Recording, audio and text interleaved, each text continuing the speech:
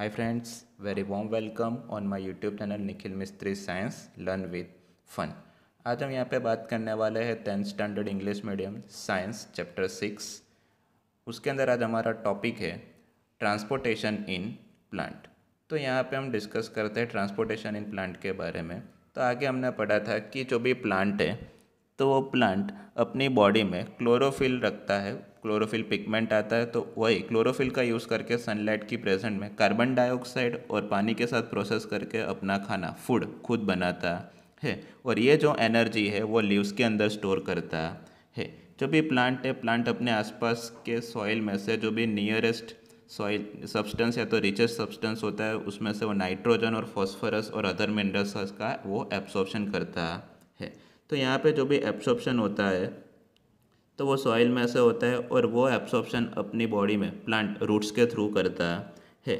यहाँ पे सॉइल का और उस जो भी प्लांट है उसके रूट्स का डिस्टेंस ज़्यादा होता है तो क्लोरोफिल कंटेनिंग ऑर्गन्स यहाँ पे बहुत स्मॉल और कम अमाउंट में एनर्जी रिक्वायर्ड होती है। तो यहाँ पे जो भी रॉ मटेरियल्स होता है वो इजीली प्लांट बॉडी के अंदर हम ट्रांसपोर्ट कर सकते हैं नहीं है। मतलब कि यहाँ पे डिफ्यूज़न प्रोसेस के थ्रू रॉ मटेरियल का ट्रांसपोर्टेशन पॉसिबल नहीं है।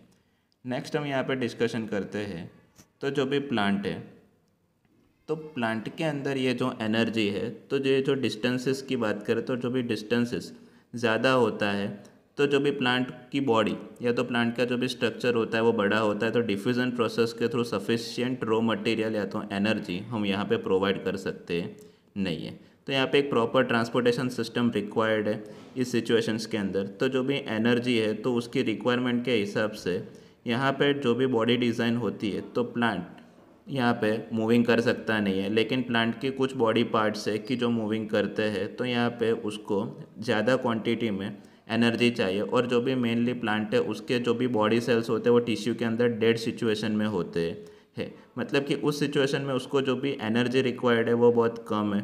ओके, तो मतलब कि यहाँ पे compare to the other organisms just like animal and the human being यहाँ पे ट्रांसपोर्टेशन जो भी रेट होता है वो स्लो होता है। और यहाँ पे जो भी ट्रांसपोर्ट सिस्टम का जो भी डिस्टेंस है वो डिस्टेंस के अकॉर्डिंग यहाँ पे टॉल ट्री के अंदर ज़्यादा डिस्टेंस ट्रैवलिंग करना होता है और ज़्यादा एनर्जी भी यहाँ पे रिक्वायर्ड है, उसको यहाँ पे कैरी करके लेके जाना होता है। तो यहाँ पे हम बात करते हैं तो जो भी टॉल ट्रीज के अंदर कैसे फूड और वाटर का ट्रांसपोर्टेशन होता है तो प्लांट के अंदर ट्रांसपोर्टेशन सिस्टम में जो भी एनर्जी होती है वो एनर्जी लीव्स के अंदर स्टोर होती है और जो भी रॉ मटेरियल होता है वो रूट्स के थ्रू आता है। और यहाँ पे टू पाथवेज अवेलेबल है। तो यहाँ पे वो जो भी पाथवेज है तो ट्यूब्स के बने एक कंडक्टिंग सिस्टम है। ओके, और फूड और वाटर दोनों के लिए इंडिपेंडेंट है। तो यहाँ पे जैलम है वो पानी के ट्रांसपोर्टेशन और मिनरल के ट्रांसपोर्टेशन के लिए प्लांट के अंदर अवेलेबल होता है और वो सॉइल के साथ कनेक्टेड होता है रूट्स के थ्रू। और जब भी फॉलियम है तो वो फॉलियम फोटोसिंथेसिस प्रोसेस में जो भी फूड क्रिएट होता है लीव्स के अंदर तो उसको वो ट्रांसपोर्ट करता है सिंथेसाइज करके जो भी प्लांट होता है उसको डिफरेंट बॉडी पार्ट में यहाँ पे लेके जाने का वर्क करता है। तो प्लांट के अंदर जैलियम और फॉलियम नाम की दो ट्यूब्स होती है कि जो फूड और वाटर का ट्रांसपोर्टेशन यहाँ पे करते हैं।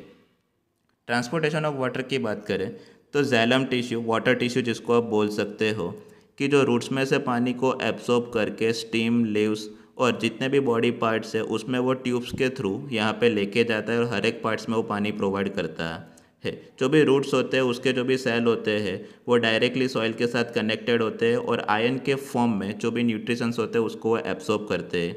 यहाँ पे वो सॉइल और रूट्स के बीच में डिफरेंस क्रिएट करते हैं जिसकी वजह से जो भी आयन होता है वो इजीली सॉइल्स के थ्रू बॉडी के अंदर एंटर होता है। और जो भी वाटर है तो वाटर ऑलवेज डिफरेंस के थ्रू प्लांट की बॉडी में अपवर्ड डायरेक्शन में वो मूव करता है रूट के थ्रू।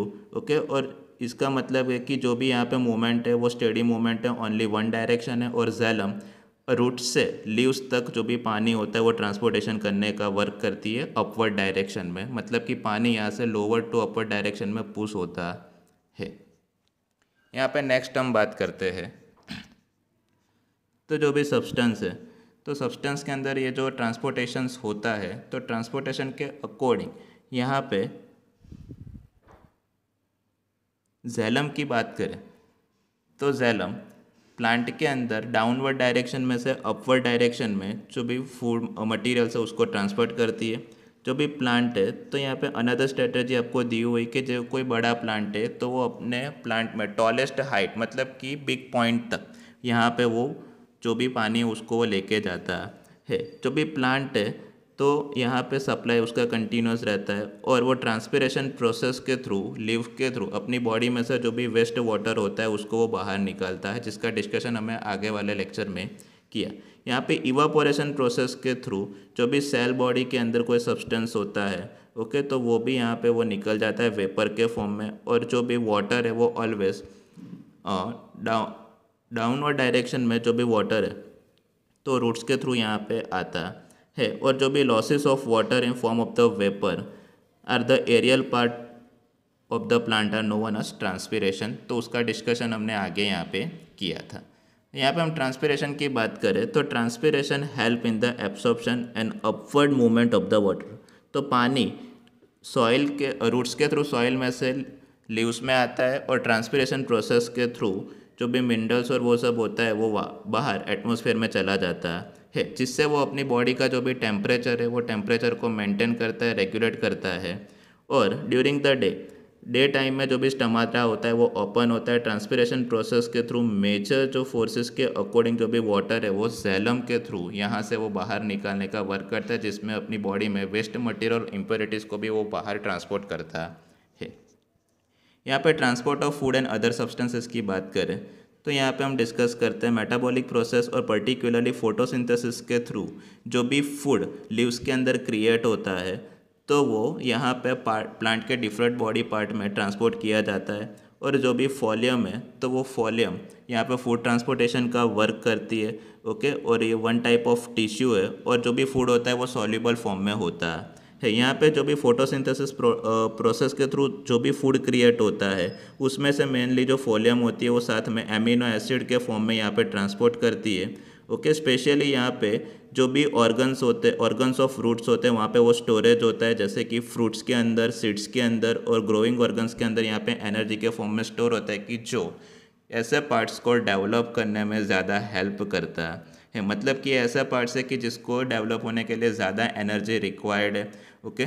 तो देखो यहाँ पे ट्रांसलोकेशन प्रोसेस के थ्रू जो भी सब्सटेंस होता है वो ट्यूब्स के थ्रू यहाँ पे एक सेल में से दूसरे सेल में जाते हैं, मतलब कि अपवर्ड एंड डाउनवर्ड दोनों डायरेक्शन में यहाँ पे फूड का ट्रांसपोर्टेशन होता है जैसे जिसकी रिक्वायरमेंट होती है उस हिसाब से, ओके। और यहाँ पे कभी ऐसा भी होता है कि अगर बड़ा प्लांट है, ओके, तो उसको ज़्यादा एनर्जी रिक्वायर्ड है तो यहाँ पे उसको ज़्यादा डिस्टेंस ट्रैवलिंग करना होता है और यहाँ पे उसकी जो भी एनर्जी रिक्वायर्ड है वो भी ज़्यादा होती है। तो यहाँ पे कुछ मटेरियल ट्रांसफ़र होता है टिश्यू के थ्रू, ओके। और जो भी एनर्जी होती है वो एटीपी के फॉर्म में यहाँ पे स्टोर होती है और एटीपी का फुल फॉर्म हमने डिस्कस किया था एडिनोसाइन ट्राइफॉस्फेट। यहाँ पे ऑस्मोटिक प्रेशर जब इंक्रीज होता है तो जो भी पानी होता है वो मूव होता है अपवर्ड डायरेक्शन में। और यहाँ पे जो भी फॉलियम है तो वो जो रॉ मटेरियल्स होते हैं उसको भी ट्रांसफ़र करता है और जो भी प्लांट के नीड के हिसाब से जो भी एनर्जी होती है उसको भी वो ट्रांसफ़र करता है। फॉर एग्जांपल यहाँ पे जो भी एनर्जी होती है वो स्प्रिंग और शुगर के फॉर्म में रूट में स्टोर होती है, ओके। और यहाँ पे जो भी बर्ड्स है जिसको एनर्जी रिक्वायर्ड है ग्रो होने के लिए तो वहाँ पे भी टिश्यू के अंदर वो एनर्जी यहाँ पे स्टोर होती है। नेक्स्ट हम आगे यहाँ पे डिस्कस करते हैं, तो आगे का जो भी हमारा टॉपिक आएगा एक्सक्रेशन इन ह्यूमन के बारे में, ओके। तो वो पार्ट नंबर 9 के अंदर आएगा, वो हमारा लास्ट टॉपिक होगा, okay. Friends, if you like this video please comment on my video, subscribe my YouTube channel Nikhil Mistry Science, okay. If any doubt, please contact on my WhatsApp number. Thanks for watching. Stay home, safe home. Goodbye.